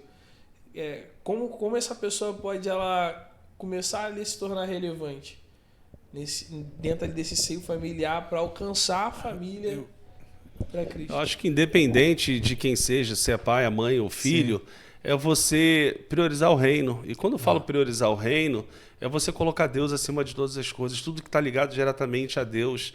Então você ser exemplo, você não negociar, você não flertar, né? O filho ele precisa obedecer. Então, por obediência a Deus, ele precisa ser o melhor filho. Por obediência a Deus, e quando eu falo do reino, não é só Deus, que a gente fala assim, amar a Deus sobre todas as coisas, a gente coloca Deus num patamar inalcançável, né? Eu não vou conseguir. Não, é você pensar nas coisas que são do reino, as coisas que são do alto, as coisas que são de Deus. É você começar a viver como cidadão do reino aqui, ter um comportamento como cidadão dos céus aqui. E isso vai começar a refletir numa imagem de Cristo na sua própria casa. E esse é o maior desafio. Quando fala ser a imagem e semelhança de Cristo, algumas pessoas, às vezes, anos na caminhada, não sabem o que isso se refere. Sim. Acho que é só a questão do fruto, do Espírito, de você não roubar, de você não pecar. Não, está disso, está além de você só viver uma vida distante do pecado, mas de começar agora você ter ações... Sim. Que colocam você igual a Cristo, no seu comportamento, nas suas ações, atitudes, né, no respeito, na honra, na fidelidade, na obediência. Então isso começa agora a transparecer e você não negociar o reino, está acima disso. Eu acho que esse amor, ele reflete, a gente pode pegar a própria história da igreja primitiva, no 1º, 2º século, a perseguição, né, tão acirrada e a gente via que as pessoas morriam, mas ainda assim as pessoas queriam esse evangelho. Então Eram elas não queimadas negociavam. vivas. Eram queimadas, perseguidas, né? E vários tipos de tortura e mártires que surgiram ao longo da história, mas era aquilo ali que evidenciava Cristo, né, na vida dessas pessoas. Então, acho que essa precisa ser a maior referência, independente do pai, independente do filho, mas cada um no seu papel dentro de Para casa. ser até mais prático, pastorzão, eu estava vendo aqui, né, para a gente poder ser mais específico, pessoal, dentro da responsabilidade de pai e esposo. Se o senhor, que dicas, né, que o senhor daria para essa pessoa que não tem esse lar, para esse pai, eu vou fazer com cada um, para esse pai que não tem esse lar estruturado, para esse pai que quer que esse lar seja um espelho de Cristo, sabe, viva a cultura do reino, como é que esse pai pode agir para ele poder alcançar isso? Esse pai, o esposo, mesmo, né? Como eu falei, o caminho é o mesmo. Sim. É você olhar para Cristo e ser o modelo de Cristo onde você está. Então, eu como pai, eu também sou filho. Então, como é que eu preciso mostrar um comportamento de um filho para o meu filho? Pelo exemplo. Então, eu olho para Deus e procuro refletir o meu amor a Deus, e ele vai ver isso. Então, eu quero que ele me imite, então eu tenho que ser o modelo. Então, como eu trato a mãe deles, né? Como eu interajo com ela quando eu estou nervoso, quando estou estressado, quando eu sou contrariado, não que eu vá ser perfeito. Não, tenho meus problemas, eles sabem, conhecem, mas nunca colocar em xeque o amor que eu tenho por eles, né, a minha dedicação de dar o melhor e oferecer o melhor para eles. E, às vezes, a gente deixar de ter coisas para a gente mesmo, como pai, e abrir mão para poder valorizar eles e eles perceberem o amor nisso. Né? Não é o pai, eu quero tudo para mim e para o meu filho, não. A gente oferece o melhor e dar o melhor, procura deixar com que eles compreendam, perceber claramente o amor de Deus, o quanto nós amamos a Deus, mas o quanto nós também amamos a eles. Tem alguma atitude que te dói fazer, assim, o que já doeu muito sim, fazer? Com certeza, disciplina. Essa conversa mesmo que o Gabriel trouxe aqui foi uma conversa muito difícil, porque todo pai quer ser amigo do filho, todo pai quer ter o filho do lado, mas eu entendo que o meu papel como pai é substituível. O amigo ele pode ter muitos, mas pai só um. E quem me colocou para ser pai só um foi Deus. Então eu não posso negligenciar aquilo que Deus confiou a mim, porque ele não pertence a mim, Deus confiou para eu criar. Então Ele precisa carregar algo de mim, eu preciso ensinar, eu preciso instruir. Então por isso nesse momento eu falei, eu vou ser seu pai. E esse para mim é o maior erro hoje nessa geração, que tem muitos pais que querem ser amigos dos filhos. Amigos, eles podem ter muitos dos nossos filhos, mas pai é um só. Então, eu preciso ser esse pai, eu preciso cuidar. O meu sonho, eu sempre falei isso com eles, é poder ser pai e também ser amigo. Mas se eu tiver que optar numa situação de necessidade, tenha certeza que eu vou ser pai. E como esposo? E como esposo, a mesma forma. Uma atitude que dói, assim. Como esposo... Eu não sei, assim, uma atitude que dói, Ou né? que já doeu, no caso. Na verdade, assim, a gente errou, né? E o que mais doeu para mim foi ter feito coisas que eu não deveria ter feito. Né? Não diretamente, nunca de agressão, mas talvez pelas atitudes, né? de atos, ações que eu não deveria ter. E depois, de uma forma muito constrangido, eu tive que chegar até ela para poder pedir perdão sobre algumas ações. Então, assim, muito mais desse constrangimento que Deus, né, coloca em nós, de você falhar, mas você agora tem que falhou, então assume a tua responsabilidade. Então, acho que mais doloroso é você chegar e expor uma coisa que você deveria ser. Deus me colocou para amar minha esposa, me colocou para cuidar dela. Então, eu tenho que fazer isso, não tem a ver com merecimento. Uma vez eu falei isso, eu fui muito mal interpretado. Sim, né? na pregação eu lembro. Numa mensagem que eu falei assim, independente dela merecer ou não, eu tenho que amar, eu tenho que cuidar, eu tenho que fazer a minha parte. Então, não tem a ver com merecimento, sim, tem a ver com o meu compromisso com Deus. Então, no meu compromisso com Deus, eu tenho que fazer o que cabe a mim fazer. Se ela merece ou não, não importa, mas eu tenho que fazer. Real. E uma pessoa falou, então quer dizer que você fala que tua esposa não tem a ver com ela merecer ou não merecer. Eu não coloquei em xeque o merecimento, mas coloquei em xeque o que eu preciso A fazer sua na minha responsabilidade atitude com Deus. no reino. Então, os meus Seu filhos papel. também estão vendo. Então, eu vou poder chegar um dia, se eles tomarem uma atitude errada, assim como meu pai chegou para mim e falou, de poder chegar e falar, você nunca viu esse exemplo aqui dentro de casa. Então, tem que ter uma atitude. Poder chegar, embora Davi não seja o melhor exemplo de pai, mas poder chegar um dia e falar assim, ó, ser homem, né? Tem atitudes de homem. Então, o meu maior constrangimento foi de um dia, né, por coisas que a gente teve que ser nu e transparente, de compartilhar coisas que eu fiz e que coisas que eu me envergonhou demais, me trouxe constrangimento. Mas foi algo que foi necessário, né, e Deus ele tirou isso do meu coração, tirou isso da nossa vida para poder trazer hoje o que a gente tem, a confiança e a liberdade de a gente poder entrar em qualquer assunto, né? Perfeito. E aí, senhora, tia Paula, como esposa e como mãe, qual a atitude que essa esposa e essa mãe que quer ter esse lar estruturado em Deus, esse lar que vive a cultura do reino, ela precisa ter, né? Quais são os caminhos assim para essa mulher? A mulher sábia, ela edifica, né, a sua casa. Então, é buscar sabedoria no Senhor. E uma coisa que eu sempre pedi a Deus para o Lucas e para o Gabriel, que eles crescessem com o temor do Senhor no coração deles. Que eles pudessem crescer com aquele temor ao Senhor, independente do que estivesse acontecendo. E eu sempre orava, Senhor, temor no coração deles. Sempre temor. E a questão do amadurecimento como mulher, como mãe, de ser pautada em Deus, sempre, sempre.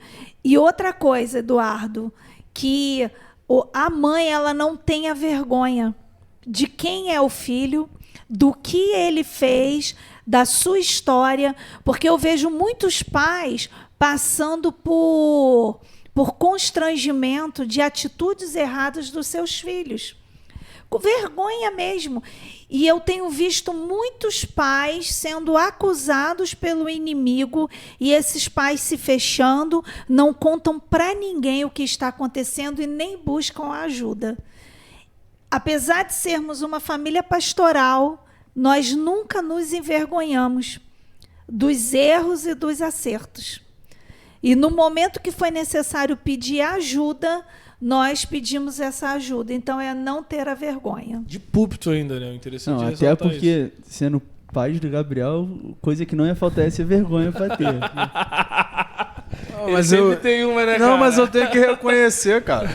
Eu tenho que reconhecer. Cara, e era chato, que às vezes eu tava, tipo assim, chegava sábado à noite, eu tava numa festa boa, mano. Sim. Eu tava lá na festa, e na minha cabeça, aquela festa muito boa, eu recebi uma mensagem de um irmão daqui da igreja, tô orando por você. Eu falei, tá orando caramba, porra. Pô, irmão chato pra caraca. Aí chegava depois, aí outro, tô orando por você. Fernanda, cara, Fernanda e Maicão, Fernanda direto, quase todo dia me mandava versículo, cara. Cara, que revoltante. Eu ficava e eu já pensei seriamente, teve uma época que eu bloqueei ela no WhatsApp. Falei, pô, não quero nada com igreja e tal. Mas quando eu chegava aqui na igreja, eu já me armava todo naquela perspectiva, tipo assim, aquela expectativa, vão me tratar igual um desviado. Pô, podem apontar todo mundo que eu quero um motivo mesmo pra poder sair da igreja. Chegava na igreja, o nego me abraçava. O amor constrange, né? Lembro de uma vez que eu cheguei aqui revoltado e eu, pra poder afrontar meu pai, um dia antes do Dia dos Pais, eu furei minha orelha. Todo mundo lembra disso. E eu lembro que eu cheguei aqui na igreja, né, com um brinco. Aí eu esperando, todo mundo me olhando pra aquela... Mano, ninguém. Aí eu lembro que o Rodrigo tava lá na guitarra. Mano, esse dia pra mim foi... O Rodrigo tava lá na guitarra, aí ele olhando pra mim toda hora. Eu falei, agora a acusação vai vir, né? Olhando. Aí ele foi, largou a guitarra, ele veio na minha direção. Eu falei, pronto, vai entregar alguma coisa, vai falar que Deus vai me castigar. Aí ele me abraçou e falou, cara, Deus mandou falar que aqui é a sua família. Que tudo isso que você tá pensando, sobre sair, sobre se revoltar, não é essa a visão. Tá totalmente deturpado. Deus te ama, isso aqui é a sua família, a igreja. Mano, o Rodrigo começou a falar um montão de coisa. Eu lembro que, pra ele não me ver chorando, eu abaixei a cabeça assim, eu tirei assim rápido. Aí ele Mantive a postura. mantive a postura, ele falou, cara, você não tá sozinho, essa igreja te ama. Esse dia do Rodrigo, e toda vez que eu chegava aqui na igreja, algum irmão me abraçava. Mas tudo isso por quê? Porque meus pais eram transparentes, cara. Sim. Em nenhum momento nós escondemos da igreja que o nosso filho não queria mais estar aqui. Sim, sim. Que ele estava vivendo a adolescência dele e, por escolha dele, ele não queria estar aqui. E o engraçado é que eu falava, mas Gabriel, você tem que estar lá. Aquele lá, eu disse, não quero estar. Eu falei, você não acredita mais em Deus? Não, até acredito, mas eu não quero mais. O ministério é de vocês. Eu não escolhi ser filho de pastor. Eu não Era escolhi, minha eu falei, fala. é verdade, é verdade. Uma vez eu falei assim, tipo... Só que o fato não era a questão do ministério. Sim. É quem ele era em Cristo. Sim, E eu falava para ele, uma vez ele falou assim para mim, vocês amam mais o Lucas. O Lucas é o filho perfeito. Eu não. Só pra ressaltar, a diferença é que eu sabia esconder as coisas que eu fazia. Misericórdia. É que eu não sou duas caras. Ele é de... Já fiquei preocupada. Acho Tô zoando o Gabriel, mas a diferença era isso. eu já fiquei preocupada. Acho que eu vou fazer a oração Ele que eu era fiz hipócrita. pro Gabriel. Revoltado, meu irmão revoltado, assistindo anime escondido. Tendo boneco de Pokémon escondido, a revolta carta dele. de Yu-Gi-Oh! Ah, ele tinha pelo amor carta de Yu-Gi-Oh! Deus, cara, sai E daí, eu pô. falei pro Gabriel, a diferença é que o Lucas, ele sabe quem ele é em Cristo. Sim. E você ainda não fez essa descoberta. E eu fiz uma oração. Eu falei, Deus, fiz chorando muito, ajoelhada no meu quarto. Eu falei, Deus, eu prefiro um filho morto, mas salvo, do que um filho vivo e morto espiritualmente. E o Senhor já tinha ministrado ao meu coração que se o Gabriel continuasse naquela vida, ele ia morrer mesmo. Não ia ser só uma morte espiritual. Pelo caminho que estava. Bebendo, as amizades, lugares. Que vale ressaltar que, assim, a gente pedia, vocês, né, pediam oração, vocês falaram que estava passando um momento difícil, festas e tudo mais, mas, assim, os detalhes em si de como realmente estava a situação da nossa casa, isso daí não era tão aberto. A gente falava, tipo assim, ó, tá difícil, ó, tá tendo isso e aquilo. Mas, cara, a nossa casa tava um caos, e muita gente pensa assim, pô, era uma fase da adolescência do Gabriel, todo mundo... Mano, Era mesmo? Não, mano. Algumas pessoas me falavam, Não até era. dentro da igreja, mas o que tem? Ele só está bebendo e indo a uma festa. Não, mas nós apresentamos o nosso filho ao Senhor. E eu sabia que aquele caminho era um caminho de morte. Apenas uma festa e apenas uma bebida. Era um caminho de morte. E o diabo repetindo iniquidade, porque essa era a minha vida antes de Cristo. E eu fiz essa oração, pedi a Deus também que me mostrassem pessoas aqui na igreja que seriam a nossa cobertura de intercessão. E eu fui em cada um deles, eram 6 pessoas aqui da igreja. E eu fui buscar essas pessoas, e essas pessoas entraram mesmo em oração com a gente, nos cobrindo de sabedoria e estratégia em Deus. E outro ponto que foi muito importante, nós procuramos o nosso bispo. Nós fomos até o nosso bispo e contamos o que estava acontecendo. E nós também tivemos a cobertura do nosso bispo e da irmã Márcia, que foi muito importante para a gente. De oração, de estratégia, essa cobertura. Então, assim, quem está nos assistindo, independente do que está acontecendo na sua casa, não tenha vergonha. Busque ajuda, principalmente se for uma família pastoral. Porque muitos pastores, muitas pastoras, eles se fecham. Ai, ninguém pode saber. Isso vai trazer vergonha. O diabo te quer nessa postura e com esse pensamento. Seja livre para buscar ajuda em homens e mulheres de Deus. É isso que o Senhor deseja. E ele em casa, meu pai, ele entrou, tipo assim, meio que num num dilema, porque assim, a nossa igreja nessa época tava crescendo full, lembra? Lembro. Cara, foi o período da nossa igreja assim de crescimento extraordinário e cultos, e não tava mais cabendo ninguém, e o pessoal já chegava cedo para não ficar sem lugar e tudo mais, mas meu pai olhava para dentro de casa. Todo mundo lá, a igreja crescendo, filho de todo mundo se convertendo, mas o próprio filho.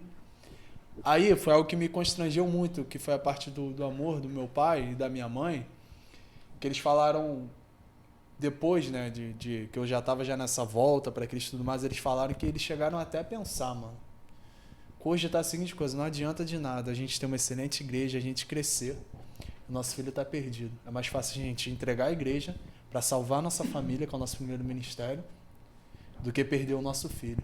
E a gente vê muitos pastores que preferem perder o filho, esconde, cara, pastor que esconde, pais que esconde o problema do filho, são pais que são coniventes com esses erros, cara. E talvez esses filhos vão pro inferno porque os pais não se posicionaram como pais. Sim. Sabe? E hoje, eu olhando isso, cara, e eu tô, graças a Deus, a gente fez uma obra incrível, que eu tô até no seminário, me preparando para virar pastor. Jesus pegou ele na curva. Na curva. E em toda essa trajetória, a gente não aceitava, né? Então a gente reconhecia o problema, mas a gente lutava. E a gente lutou muito. E buscava na rua. Então, Bêbado. muitos pais, diante disso, escondem e só tiram a foto dos filhos, né? Às vezes o filho está perdido, desviado. Meu filho é uma bênção. Não que não seja uma bênção no sentido de presente ou bênção de Deus, sim, mas aceitando a situação. Ah, não, meu filho é maravilhoso, né? Porque o que a gente fala de problema em relação ao Gabriel, para muitos pais, isso é normal. Seria normal, é uma fase, só que a gente não aceitava isso. Sim. Então a gente não criou filho para perdição, a gente criou para a glória de Deus. Então, tudo que a gente fez colocando, priorizando o reino de Deus, colocando Deus sobre todas as coisas. Então, eram escolhas que ele estava fazendo, mas a gente não aceitava isso. Então, as nossas ações foram ações firmes, nunca passivos, mas enérgicos, mas sempre em amor. Constrangendo em amor, mas não aceitando comportamentos que feririam, né, aquilo que a gente sempre acreditou e ensinou. Então, pais às vezes deixam de lutar e aceitam determinadas situações, negociam determinadas coisas, princípios, porque não querem ficar mal com o filho, porque não querem ver o filho aborrecido e chateado. Então, tá bicuda, eu falava, vai ficar bicuda, não estou preocupado com o teu bico, estou preocupado com você. O homem dessa casa que sou eu. Tive que, em algum momento, colocar isso para ele. Então, ó, eu sou o homem aqui da casa, eu sou pai, sou pastor, mas também sou homem. Sacerdote. Sou sacerdote aqui. Então, eu sou essa representação da autoridade, quer você queira ou não. Então, enquanto você estiver aqui, você vai se submeter ao regime dessa casa. Abaixa sua bolinha. O homem exatamente. Aqui sou eu. Então, fui claro. Então, respeitando para você ver. Então, isso a gente precisa separar. Sim. O pai, o marido, o pastor, mas tem o sacerdote, tem o profeta e tem o rei. O sacerdote é aquele que apresenta a sua família, aproxima ela de Deus. O profeta é aquele que é voz de Deus e faz uso da palavra para ministrar sobre a sua família.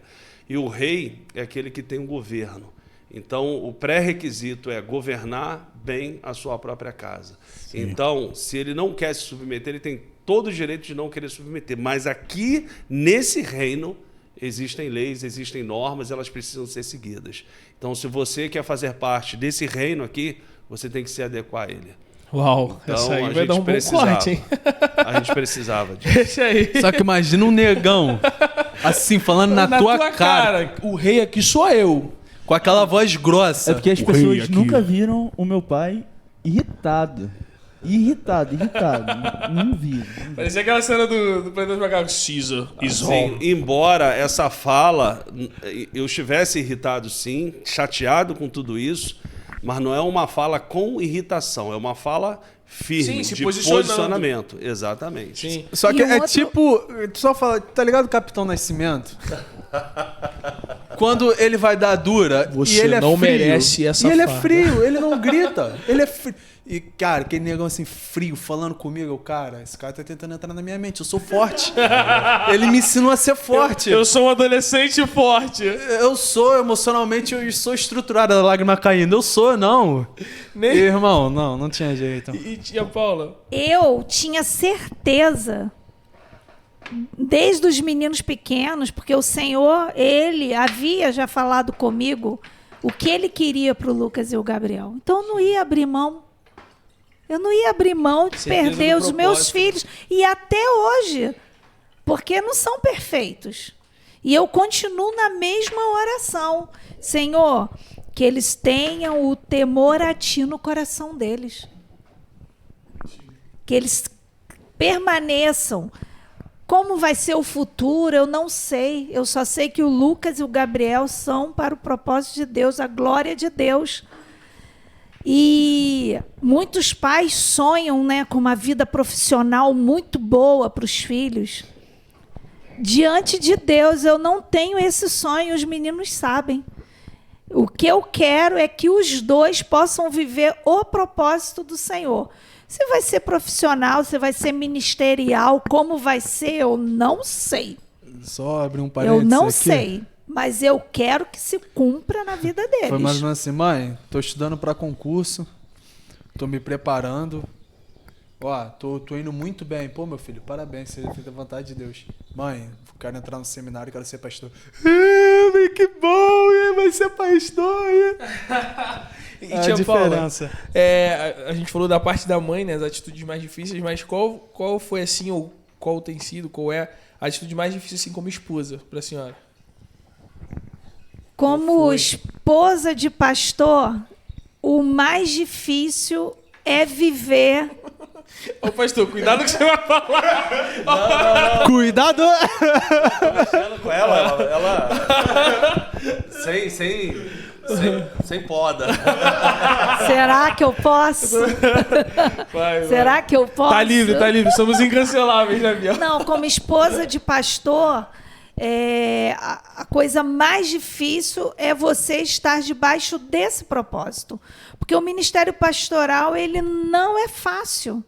Você tem que abrir mão de muitas coisas, você tem que deixar de viver muitas coisas que você deseja, mas, ao mesmo tempo, você vê se cumprir o propósito de Deus na sua vida, no seu ministério, na vida dos seus filhos, né? E agora com a Sabrina e a Andressa, porque a gente tem brincado que nós quatro, mas estamos nós 6, né? O Lucas aí namorando a Andressa, o Gabriel namorando a Sabrina, e daqui a pouco vem os netos, depois deles casarem, que é o meu sonho.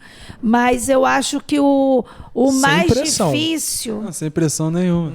o mais difícil como esposa é você estar debaixo dessa direção que Deus quer pro ministério. Você ter esse entendimento, você ter esse discernimento, que não são mais as minhas vontades, mas a vontade de Deus, e não só para o meu lar, mas para uma igreja, para um ministério. Porque até então era só a minha casa, a vida dos meus filhos. Agora não. A coisa ampliou de uma tal forma que é a minha casa e a igreja. E eu, como esposa de um pastor, está dentro desse discernimento e propósito. E avançar. E aí, vamos dar continuidade? Vejo vocês agora. Lucas, como filho mais velho. Fala aí, cara, como é que esse filho mais velho pode se posicionar para que seu lar seja estruturado nos moldes da palavra do Senhor, para que Jesus alcance esse lar? Manda o mais novo fazer tudo. Pode ser. Agora eu quero te ouvir, mano. Cara, eu vejo muito realmente sendo um exemplo dentro de casa. Eu acredito que, independente de quem seja, para um lar ser alcançado, alguém tem que ser exemplo ali. E isso não muda pro filho. Se o filho quer que os pais sejam alcançados, ele tem que ser o exemplo dentro de casa. E eu vejo algo que, pelo menos lá em casa, algo que os meus pais nos ensinaram é não ter medo de falar o que pensa.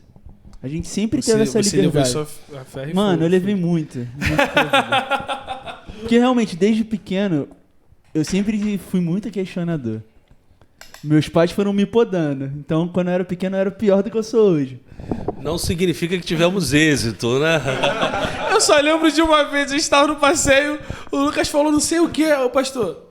Cara, o Lucas, meu filho, fala umas coisas às vezes que não dá.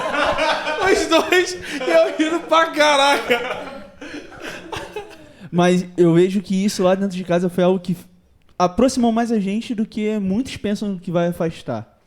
Ter a liberdade de falar o que pensa. Quer perguntar alguma coisa, pergunta. Quer questionar, questiona. Sim. E eu acho que o filho que quer ser exemplo para os pais também tem que ter essa liberdade de falar o que pensa. Muitas vezes o filho pode ficar meio assim, poxa, mas é meu pai, é minha mãe. Mas às vezes é necessário algo ser falado, algo ser dito. Então acho que muito vai disso, de ser exemplo e não ter medo de falar coisas que você pensa. Vale ressaltar que a única coisa que a gente não opina é no casamento dos meus pais. Sim. Os dois entram no quarto, se resolvem, como vai, eu não sei. Mas de resto, cara, é sobre tudo, irmão. Top. Sobre tudo. E qual a atitude mais difícil assim pra você como irmão mais velho, como filho mais velho? O primogênito. Pra mim, o mais difícil... Seu filho mais feio. Não, isso daí... Pelo menos são mais inteligentes. Se você se sente mais bonito, te faz Ó, sentir vai ter bem, uma tá enquete daqui a tranquilo. pouco aí, que é o filho mais bonito. Ele falou assim, Daqui a Segundo pouco eu a acho minha que vão avó- querer até uma terapia, né? Segundo a minha avó, eu sou o neto mais bonito. Então eu tô de boa. tá nessa, né? Ela colocou o Gessezinho na sua frente. Quem conhece o Gessezinho, irmão? Gessezinho, nada contra você, cara. Você é um cara muito legal. E eu te admiro muito, mas, pô, você ser um neto mais bonito é brincadeira, né? Mas eu vejo a atitude mais difícil é justamente o que os meus pais precisaram podar em mim. Eu saber controlar a minha língua. Porque nem tudo tem que ser dito da forma que eu quero falar. Entendeu? Então o saber falar pra mim é o mais difícil. Até porque pra quem me conhece sabe que empatia não é muito o meu lado, infelizmente. É algo que eu tenho trabalhado bastante. Top, top. Pelo amor de Jesus, no E coração. você, cara? Você tá rindo? Não tô entendendo. Você... Eu nem saio, não tá saindo. Não tô entendendo porque dá risadinha. Eu tô tentando. Eu não sou um cara sério?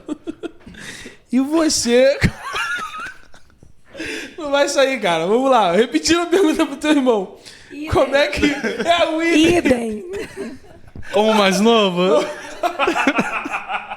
Cara, porque a gente falou tanto de tu hoje. É Que verdade. já não dá, velho. Eu sou filho pródigo, né, cara? Tem história pra poder Você contar. tem história, mano, mas... Mas... Como filho mais novo, Biel. Como filho mais novo? Como esse filho mais novo da casa... Até porque tem muitas essas questões, né? Acho que foi você, a tia Paula que falou que você chegou pra ela e falou que eles amavam mais o Lucas. E filho mais novo tem muito disso, né? Essa questão de ciúme, essa questão... É porque, na verdade, eu me comparava muito porque eu não tinha uma identidade muito bem definida. Então, cara, todo filho mais novo sempre vai olhar pro irmão mais velho e ele vai se comparar em relação a todos os aspectos. Todo filho mais novo vai sempre olhar pro irmão mais velho. Só que assim, o meu irmão, eu zona 3, né? Fromático. Eu sou zona, mano, sanguíneo. Então eu tentava me controlar algumas coisas em relação ao meu irmão. Às vezes meu irmão ele ficava calmo. Eu era o cara que fechava a mão e colava um soco na cara da pessoa. Real. Aí chegava em casa, ou então às vezes eu não conseguia colar porque meu irmão me segurava. Aí eu chegava em casa, aí tinha que contar a história, obviamente. Meu irmão ele fazia questão de falar a besteira que eu fazia. Aí meu irmão ele contava... Isso todo irmão mais velho Com faz. todas as letras possíveis. Isso é de irmão mais velho, mano. Isso aí é... Ainda com aquele tom de Que a voz gente pra tentar ensinava manipular. ele não esconder, né? É, com certeza. Só que aí eu te entregava. É, não escondi o meu, que é o dele. E o pior que eu era bobo, cara. Bobo não, eu era otário. Eu fechava com ele, mas ele não fechava comigo. Mas até aí tá beleza. não. É meu momento Aí de também fala, com licença. Tá no filho mais novo. Estamos aqui agora em casos de família. Ele fechava Meu comigo, momento mas eu de não fala. fechava com ele. Meu momento de fala. Aí, às vezes, tipo assim, eu ia brigar na rua, cara. Uma parada que, pá, meu irmão me segurava e tal. Aí chegava em casa, mano. Aí ia contar pros meus pais. Meu irmão era aquele cara que se controlava e eu era o esquentadinho que queria partir pra cima dos outros. Então sempre era assim, meu irmão calmo e eu estressado. Aí eu olhava pra ele, pô, tem que ser calmo. Só como você calmo, velho? Mano, aí eu começava a me comparar. Aí no final de tudo, qual era o meu maior problema? Eu não me sentia amado. E eu nunca consegui falar sobre isso com os meus pais. Até o dia que eu falei, cara, hoje vai ser o dia que eu vou ter que falar com eles sobre isso. Aí eu, não sei se vocês lembram, né? Claro que eu vou lembrar. Mano, bebi muito nesse dia. Eu bebi, tipo assim, a um ponto assim, eu vou beber ao ponto de eu conseguir falar tudo que eu consigo falar. Que tá no meu coração, bebi muito. Meu pai não tava em casa, acho que meu pai tava chegando de São Paulo, né? Entrei no condomínio andando. Cambaleando. Sentei na esquina, não consegui. Aí eu fui, andei até outra esquina, deitei na outra esquina, mano. Eu só gritava, mano. Que eu consegui colocar pra fora. Porque o sentimento que eu tinha, não sei se pode falar aqui, né? Que eu era um M. Não sei se pode falar a palavra. Vai escandalizar, será? Vai, né? Fala bosta. Eu era um bosta, pô. E eu gritava, mano, pela rua. Eu sou um bosta, eu sou um péssimo filho. Eu sou um bosta, eu sou um péssimo filho. E pá, e eu cheguei em casa, minha mãe, por que você fez isso? Mas não brigando, com aquele tom de desespero. E eu, mano, soltei tudo naquele dia. Tu chegou em casa, não. A gente teve Vocês que foram te me buscar. Meu irmão me deu banho. O que aconteceu? Eu, mano, comecei a soltar. Eu sou isso, eu sou aquilo, eu me sinto assim, porque aqui em casa vocês três são felizes, eu sou o único que não consigo. Mano, comecei a falar, mano. Quer ter uma minha mãe sanguínea, mas com o fruto do espírito, que eu não tinha, ela conseguia se controlar. Eu falava, pô, ela é sanguínea, se controla, eu não consigo. Meu pai, filhomático, se controla. Os três trabalham pra caramba na igreja. Nessa época eu já tava meio revoltadinho. Falei, eu sou um lixo mesmo. Mano, meu sentimento é... E o diabo colocava na minha mente. E assim... E durante todo esse processo, aí você pensa assim, pô, você mudou de vida depois desse dia que colocou pra fora. Não, só piorei. Só piorei, depois desse período eu quis viver tudo que eu sempre sonhava, assim, viver. O menino cresceu na igreja, filho de pastor, olhava pro mundo, cara, preciso viver isso. A grama do vizinho é mais verde. Né? Fui lá, vi que não tinha grama. Tudo não tinha grama. Propaganda enganosa. Deserto. Voltei. E quando eu volto, eu começo a entender, cara, que na verdade eu tenho espaço. Sabe, que lá em casa não eram 3 pilares, eram 4. E quem sustentava nós 4 é Deus. Aí eu comecei a progredir, a aprender. Eu lembro de uma coisa que a Verônica, ela, cara, mulher muito usada por Deus, ela. Eu lembro que ela, lá em São Lourenço, no encontro da família pastoral, lá em agosto de 2019, ela virou pra mim e falou, Gabriel, você é um homem de Deus. Você ainda só não se enxerga dessa forma. Ei. Mas um dia você vai se enxergar e você vai lembrar disso. Assim que eu fiz a minha matrícula no seminário, mano, eu lembrei desse dia. Você é homem de Deus. E hoje, cara, assim, como filho, eu falei aqui, eu apoio meu pai em tudo. Até o desabafo dele lá da empresa, e do Guanabara. E eu fico ali... Às vezes meu pai tem que buscar alguma coisa no Guanabara, não quer ir sozinho, eu vou no carro junto com ele. E vamos lá, juntinho, mano. E eu apoio ele em todas as áreas. Agora, como filho de pastor, o meu lado sanguíneo às vezes grita. Porque eu confesso que, assim, imagina, mano, você convive com os meus pais, né? Opa. Vê pessoas de excelente caráter, irmão. Pessoas que erram querendo acertar. Não é que erram porque estão nem aí. Erram querendo acertar. E às vezes você vê um montão de gente ingrata. Teus pais recebendo pedrada até não dá mais. Às vezes narrativas sendo criadas, cara, fora da igreja para tentar prejudicar teu pai dentro da igreja. E às vezes você tem que olhar para essas pessoas.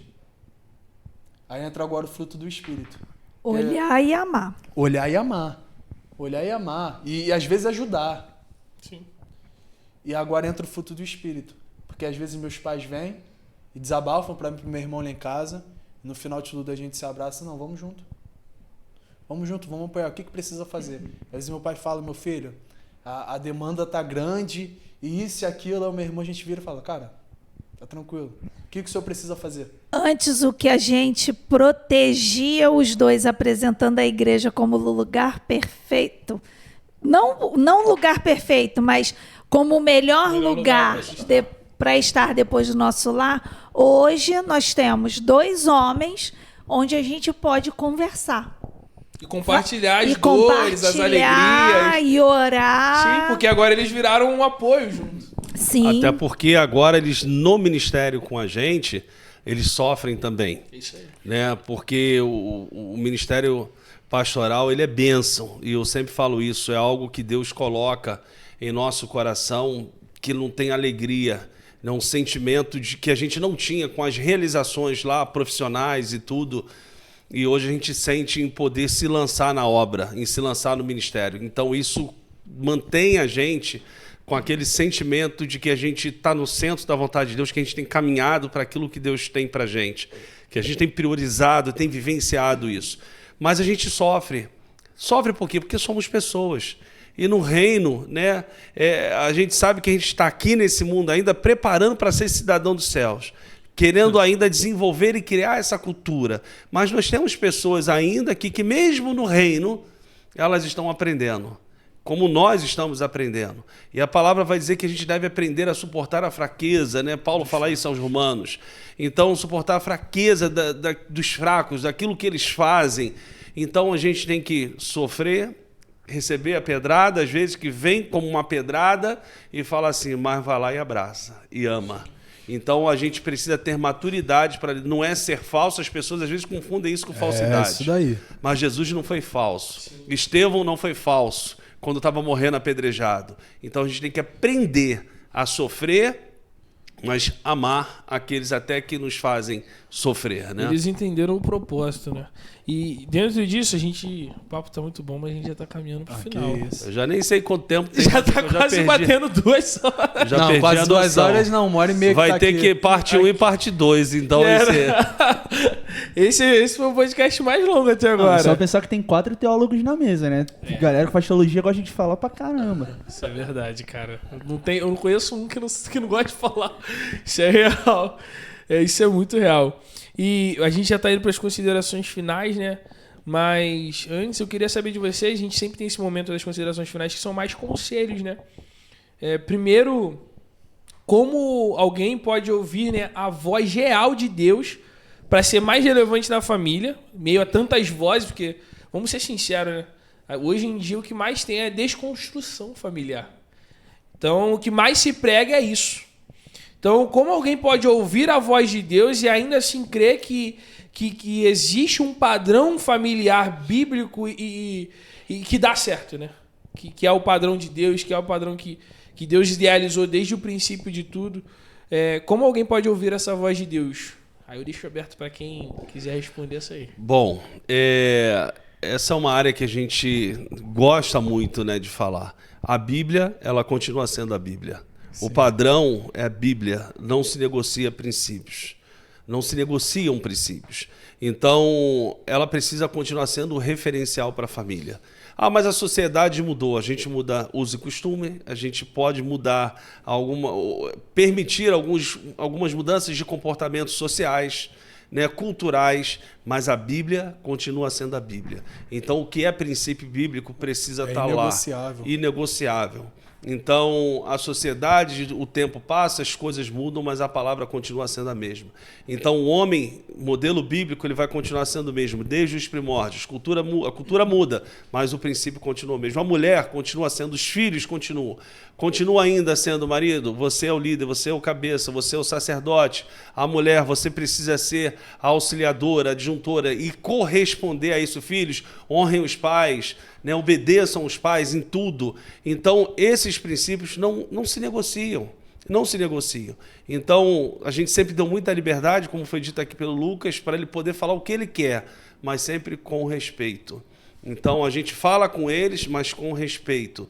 Então, não é porque é o pai que o pai tem o direito a destratar, e impor, e menosprezar, e usar o autoritarismo, não. Quando necessário, a autoridade, porque cabe ao rei o governo, mas entender até naquele momento que eu estou fazendo a autoridade de rei que Deus deu a mim como um rei para poder governar minha casa.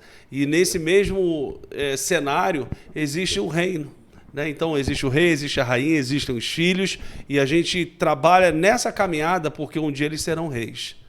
Por enquanto são príncipes, então tem que aprender Ou ainda. princesos. São os príncipes, Se eu contar a mas história serão que a minha mãe reis. chamava o Gabriel pelo nome da cachorra, que era princesa. Era princesa. Eles ainda, então Essa eles já história é precisam boa. aprender. Então nesse aprendizado, nesse crescimento, a gente entende que esse balizar sempre vai ser a palavra de Deus. Eu não sei se vale a pena ressaltar, pastorzão, mas é algo que eu acho também interessante, né? Se vocês devem concordar. Também o ambiente, né? Por exemplo, se eu quero uma família estruturada nos moldes de Deus, eu tenho que andar com pessoas que já vivenciam essa realidade. Eu penso que a primeira coisa, e eu acho que é o que está faltando muito, é as pessoas entenderem que Deus, ele é próximo. Ele é pai. E aí aqui na igreja brincam muito comigo, né? Paizinho O meu de paizinho amor. de amor. Eu, quando entendi que eu não era órfã, que eu tenho um pai celestial que me ama de uma forma incondicional. Ficou emocionada? Ele me ama de uma forma incondicional, independente de quem eu era ou o que eu tinha feito. E que encontrei na palavra de Deus que Ele me escolheu primeiro. Meu Deus, eu sou co-herdeira com Cristo. Então eu tenho direitos como Cristo a essa herança do Pai Celestial. Então eu me encontrei. Eu penso que as famílias, né, os indivíduos nessa família, primeiro é eles saberem quem eles são. Dentro dessa paternidade de um Pai Celestial, que ama de uma forma incondicional, que não mede esforços. Deus, o Pai Celestial, ele não mede esforços. Então, a primeira coisa é não se sentir órfão. É amado e muito amado. Então, tem um passo, se sentir totalmente amado pelo Pai Celestial, que é o meu paizinho celestial. Perfeito. E um conselho aí para poder estar influenciando e exercendo essa vocação aí? Um conselho que vocês poderiam deixar? Bom, o que a gente sempre procura fazer. Existem coisas que a gente não sabe aonde vai dar. E o chamado ministerial para a gente é isso. A gente só sabe, assim, é como aquela folha seca, né? Que o vento sopra e leva aonde quer. E nós nos sentimos assim. Então, acho que o principal conselho é viva cada momento. Não tenha pressa, mas viva e deixa Deus te conduzir como essa folha, o Espírito Santo, te conduzir aonde Ele quer que você esteja. E aí você não vai ir contra, não vai contra o vento. Você vai simplesmente sendo movimentado pelo Espírito e alcançando aonde Deus quer que você chegue, porque Ele sabe aonde Ele pode te levar. Muito bom. Só um negocinho. Fala, fica à vontade. Que é algo que... Viu? Faz teologia, vai entregar. Não, Tem que não dar vou aquela pregar, cerejinha do bolo, né? Não vou pregar. Mas pais, ensinem princípios bíblicos para os filhos de vocês. Leitura da palavra e prática, jejum e oração. Porque eu, no meu período revoltado, eu cansei de ver meu pai ajoelhado orando e minha mãe ajoelhada orando, os dois em jejum, os dois lendo e praticando a palavra. Eu, no meu período pequeno, cansei de ver. Eu hoje canso de ver quantas vezes, mano? Vou levantar de madrugada, dá vontade de ir no banheiro, eu passo, tá meu pai ajoelhado. Isso quando a gente não acorda de madrugada, tá minha mãe lá. E tem uma história Todo mundo boa tem. em relação a isso. Eu revoltadão, tinha acabado de chegar de uma festa, fui dormir, tomei um banho e fui dormir. Espírito vai sair dele. Não, aí ela, Senhor, agora eu repreendo todo demônio agora, sai no nome de Jesus. Eu olhei assim pra cara da minha mãe e falei, já não falei que não quer que não ore por mim? Então minha mãe bateu assim na minha mão, cala a boca, demônio! Só podia estar endemoniado. Aí eu olhei assim pra cara da minha mãe. Cala a boca, demônio. Ela me chamou de ela falou que eu tô endemoniado. Ô mãe não. Sai Eu, agora. Tá trazendo confusão. Tudo errado. Só tô orando. Fecha o olho. Muito bom, muito bom. Aí, ótimo conselho. Cala a boca. Cara, mas hoje em dia eu rio, eu fico lembrando direto disso, cara. Cala a boca, demônio. Não tava puro. Não tava puro, não tava não. Mas é mais isso mesmo, cara. Ensine princípios. Se você perguntar pros pais qual foi a última vez que você reuniu sua família, pai como chefe de família, reuniu sua família e orou pelos seus filhos, pela sua esposa, todo mundo unido, todo mundo junto. Qual foi a última vez que o pai abriu a palavra e começou a falar sobre a palavra com os filhos, começou a instruir, começou Devocional, a ensinar? né? Em família. Devocional não tem, cara. Exato. Então, para começar, seja você o pastor da sua casa. A mudança tá na postura que você não toma, né? velho? Exatamente, é só isso mesmo. Porque, assim, eu não posso falar como pai, mas é algo que a gente já conversou, mas eu posso falar como um filho Que teve que um teve pai. um pai e uma mãe que se comportou dessa forma. Então, dentro disso, cara, eu vejo a construção incrível que eles fizeram na minha vida em relação a Deus. Fez total diferença. Eles me apresentaram Deus e eu tive experiências com Deus através deles. Exato. Então, o exemplo arrasta. É E, infelizmente, estamos finalizando. Vocês Quer gostaram? falar, Lucas? O Lucas tá querendo... Eu acho que ele tá querendo falar. Ele tem algum comentário. Eu acho que ele sempre tem um comentário. Ele tem aquele Tem alguma comentário. Ele coisa. sempre tem um comentário. Aquele venenozinho. Ele tá me olhando, eu tô assim, Lucas quer falar, Ele vai meu soltar amigo. aquele venenozinho. Ele Solta, vai, pode solta. Não, soltar. mas só fechar bonito, né? Não vou falar. Tudo bem? Eu que gosto de falar. Mas só também para um conselho, até mesmo dentro da história do Gabriel, isso para qualquer pessoa, pais, filhos, não ter vergonha de quem você é, sabe? Como o Gabriel falou, ele se comparava porque ele era sanguíneo, eu era mais calmo, mas isso porque ele não queria ser quem ele era. E Sim. a gente nasce de um jeito e não tem o que fazer. E não ter medo das coisas, sabe? Um exemplo bobo, eu sempre fui nerd. Nerd. Eu gosto... Só que eu era nerd numa época que isso era algo ruim. Hoje em dia todo mundo já viu Naruto. Agora é alguma famoso. É coisa. famoso. Não muito deixa de bom ser vergonhoso. Não, Dudu, cara, a gente conversa Nós direto somos de bagulho, nerds, brinca. Andresa viu os animes com ele. Mas isso era algo que, tipo, mesmo sendo ruim, eu nunca tive vergonha de falar que eu gostava disso. Então eu sempre sabia quem eu era, o que eu gostava e não importa o que falasse. Sou eu, tá ligado? Até hoje, por exemplo, hoje eu tava na academia. Hoje eu estava na academia, quero só deixar isso gravado. Vamos dar salva de palmas pra ele. Comprou até creatina? Que isso? Brinca. O homem, uma máquina. Pô, agora vai ficar grandão. Bodybuilding. E aí eu tava na academia, tava lá na bicicleta, e eu tava pedalando, pedalar 40 minutos. Não vou ficar olhando pra vida, pro teto. O que eu fiz? Peguei o telefone, comecei a jogar. LOL. E aí chegou o meu irmão, meu celular. primo tava do lado, chegou o meu irmão, começaram a me gastar, cara, porque eu tava jogando. O maromba que veio que joga LOL. Mano, e eu tava jogando O lá, cara é entretido pra diferenciado. caramba. Entretido pra caramba. Só que, Vulgo por quê? esquecido. Por que disso? No final, eu não tenho vergonha do que eu gostava. Isso. E as coisas de Deus se encaixam da mesma forma. Eu nunca tive vergonha de falar que eu sou da igreja, que eu sou crente, nada disso. Então acho que até mesmo pra gente se Lucas encontrar, vai pra UERJ com a camisa do coração abrasado. de fato. Eita, como milita. É um militante gospel. Mas até algo mesmo pra gente se encontrar dentro da vocação daquilo que Deus tem pra nós, é saber quem eu sou e não ter vergonha daquilo que eu sou, sabe?